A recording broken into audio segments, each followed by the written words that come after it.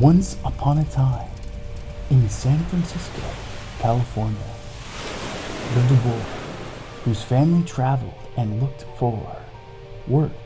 during the Depression. Finally settling in the Bay Area of Piedmont, nobody ever imagined that when this young boy would grow up and become a great actor and director, known only as Clint Eastwood. But how did Clint Eastwood become such a famous actor and director? And why did he become known as one of the most famous cowboys of all time? Was he really in the U.S. Army? And is it true that he survived an emergency plane water landing? Has he really practiced transcendental meditation for more than 50 years? Was he really the mayor of Carmel, California? Did he really turn down playing James Bond, Superman, and John McCain? But most importantly of all, what was his life like before fame? It's time for me to answer all these questions and more, since this is ASMR,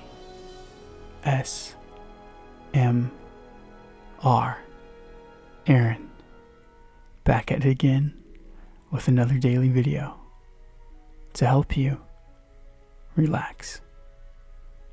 So lay back and enjoy the ride.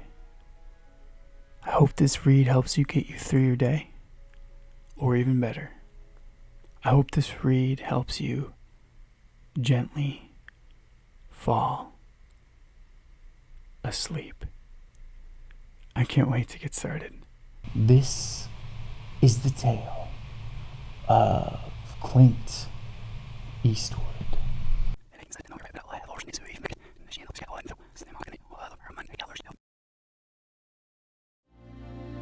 Actor, director, and producer Clint Eastwood was born Clinton Eastwood Jr. on May 31, 1930, to Clinton Sr. and Ruth Eastwood in San Francisco, California. He has one younger sister, Jeannie. After traveling and looking for work throughout California during the Depression, the family settled in the Bay Area city of Piedmont. Eastwood attended Piedmont High School and then Oakland Technical High School, graduating in 1949. Eastwood worked odd jobs during and after high school, with stints as a hay baler, logger, truck driver, and steel furnace stoker. In 1950, he was drafted into the U.S. Army and stationed at Fort Ord on the Monterey Peninsula, where he served as a swimming instructor.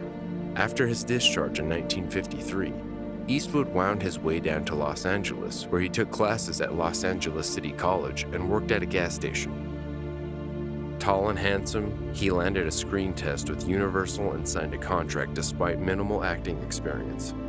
His first roles were bit parts in films like Revenge of the Creature and Francis in the Navy, both released in 1955. In 1958, Eastwood scored his big break with a major TV part in the TV western Rawhide, playing Rowdy Yates, second in command to Eric Fleming's trail boss. Eastwood slid seamlessly into the role of a hot-headed young cowboy. His character matured over the course of the program's 8 seasons, with Yates taking over as trail boss toward the end. In the 1960s, Eastwood traveled to Italy to star in a trio of westerns directed by Sergio Leone. The role Eastwood took, the cool, laconic man with no name, had been turned down by James Coburn and Charles Bronson. The trio of films included 1964's A Fistful of Dollars, a remake of the Akira Kurosawa classic Yojimbo, For a Few Dollars More, 1965, and The Good, the Bad, and the Ugly, 1966.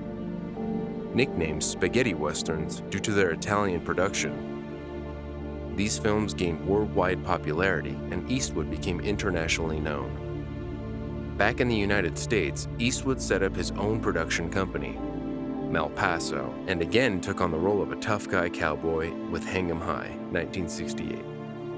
Though he would quickly branch out into other games and filmmaking roles, Eastwood would be involved with numerous popular westerns, including High Plains Drifter, 1973, The Outlaw Josie Wales, 1976, and Pale Rider, 1985. In 1971, Eastwood starred in his directing debut, Play Misty for Me, which generated favorable views. Also that year, he took on the character of Harry Callahan, a contentious San Francisco cop for Dirty Harry. The gritty, violent film proved immensely popular with the public, eventually spawning the sequels Magnum Force, 1973, The Enforcer, 1976, Sudden Impact, 1983, and The Deadpool, 1988. During this period, Eastwood also took detours into comedic roles, headlining Thunderbolt and Lightfoot, 1974, alongside Jeff Bridges and Every Which Way But Loose, 1978, alongside an orangutan. In a more serious and notable appearance, he also portrayed real-life convict Frank Lee Morris in Escape from Alcatraz, 1979. Eastwood indulged his love of jazz music when he directed the Charlie Parker biopic Bird, 1988, which garnered critical acclaim. He also earned accolades for directing and starring in the 1992 Western Unforgiven, which won the Academy Awards for Best Picture and Best Director. Subsequent acting-directing projects included A Perfect World, 1993, The Bridges of Madison County, 1995, Absolute Power, 1997, and True Crime, 1999. August of 2000 saw the release of yet another directional and acting project for Eastwood, Space Cowboys, with co-stars James Garner, Donald Sutherland, and Tommy Lee Jones. In 2003, he focused his energy behind the camera to direct and score Mystic River. This haunting film about former childhood friends intertwined in a murder investigation earned Academy Awards for stars Sean Penn and Tim Robbins. That same year, Eastwood was honored with the Life Achievement Award by the Screen Actors Guild. In 2004, Eastwood delivered another signature achievement with Million Dollar Baby, starring as an aging boxing trainer. The powerful film cleaned up on the award circuit, earning Best Picture and Best Director Academy Awards for Eastwood, as well as Oscars for Hilary Swank and Morgan Freeman. In 2006, Eastwood directed two World War II dramas, Flags of Our Fathers and Letters from Iwo Jima. These companion films viewed the conflict from two distinctly different perspectives. Flags of Our Fathers explores the American side, telling the story of one man's efforts to learn more about his father's involvement in the rising of the American flag at Iwo Jima, a moment captured in a Pulitzer Prize-winning photograph. The film featured a number of young Hollywood actors, including Ryan Phillippe, Jesse Bradford, and Paul Walker. Drawing from correspondence found on that island battlefield, Letters from Iwo Jima looks at the experiences of Japanese soldiers during World War II. While both films earned wide praise, Letters from Iwo Jima garnered 4 Academy Award nominations, including for Best Picture and Best Director. Next for Eastwood was the 2008 family dramatic thriller Changeling, which starred Angelina Jolie as a mother of a kidnapped child. Jolie's character in the film, which is based on a true story, suspects that the child who is returned to her is not, in fact, her son. Several widely acclaimed directional projects followed, including 2008's Gran Torino, in which Eastwood also starred, 2009's Invictus, starring Matt Damon and Freeman as Nelson Mandela, and 2011's J. Edgar, which featured Leonardo DiCaprio as the controversial former FBI director J. Edgar Hoover. Eastwood directed 2 films that were released in 2014. He adapted Jersey Boys from the Broadway musical about the rise to fame to Frankie Valli and the Four Seasons. He followed that biopic with the box office hit American Sniper, which depicts the career and family life of Navy SEAL operative Chris Kyle and earned a slew of Oscar nominations. Eastwood next got behind the camera for another biopic, Sully. Released in 2016, the film follows the heroic actions of pilot Chesley Sullenberger, who landed a troubled plane safely on the Hudson River in 2009. Sully earned widespread praise for both Eastwood and its star, Tom Hanks. Eastwood's next biographical efforts, The 1517 to Paris and The Mule, both hit theaters in 2018 to mixed reviews. though the latter enjoyed a solid showing at the box office. Next up was Richard Jewell, 2019, based on the story of the security guard who discovered a bomb at the 1996 Summer Olympics, only to find himself in the center of an FBI investigation. Along with his highly successful Hollywood career, Eastwood has tried his hand at politics. In 1986, he was elected mayor of Carmel, California, and served for 2 years. Eastwood is also known for being outspoken about his political views.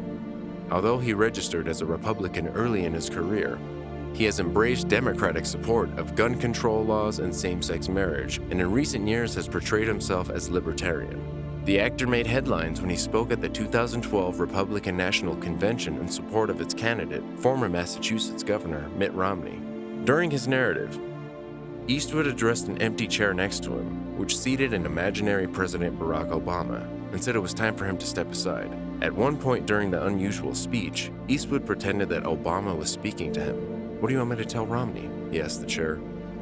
"I can't tell him to do that. I can't tell him to do that to himself." Married twice, Eastwood has also been involved in several high-profile affairs. He was married to Maggie Johnson from 1953 to 1984, with whom he had 2 children, Kyle, born 1968, and Allison, born 1972. During that time, he also had daughter Kimber, born 1964, with rawhide stuntwoman Roxanne Tunis. Beginning in 1975, Eastwood became romantically involved with co-star Sandra Locke, a relationship that ended bitterly with a palimony suit in 1989. While still living with Locke, he had 2 children with Jacqueline Reeves, Scott, born 1986, and Catherine, born 1988. He and actress Frances Fisher had a daughter, Francesca Ruth, in 1993. Around that time, reports surfaced of another Eastwood daughter born just before the start of his Hollywood career. In 1996, Eastwood married Diana Ruiz, a 30-year-old TV newscaster, who gave birth to daughter Morgan in December.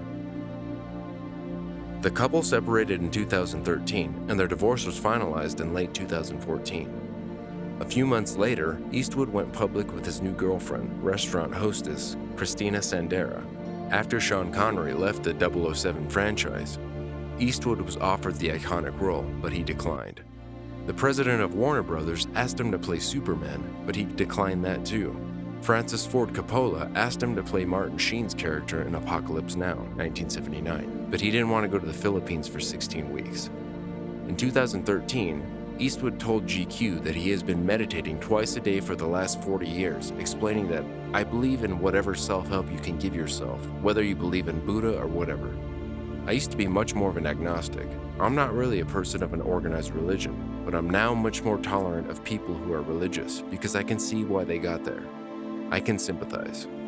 Returning to Fort Ord from Seattle following a weekend leave in the fall of 1951, Eastwood ran into some trouble. On the way back, they had one plane, a Douglas AD, sort of a torpedo bomber of the World War II vintage, and I thought I'd hitch on that, Eastwood recalled. Everything went wrong. Radios went out, oxygen ran out, and finally, we ran out of fuel up around Point Reyes, California, and went into the ocean. So we went swimming. It was late October, November. Very cold water. Found out many years later that it was a white shark breeding ground, but I'm glad I didn't know that at the time or I'd have just died. And so ends the tale of the renowned actor and director Clint Eastwood, who lived happily ever after being admired by millions of fans across the world.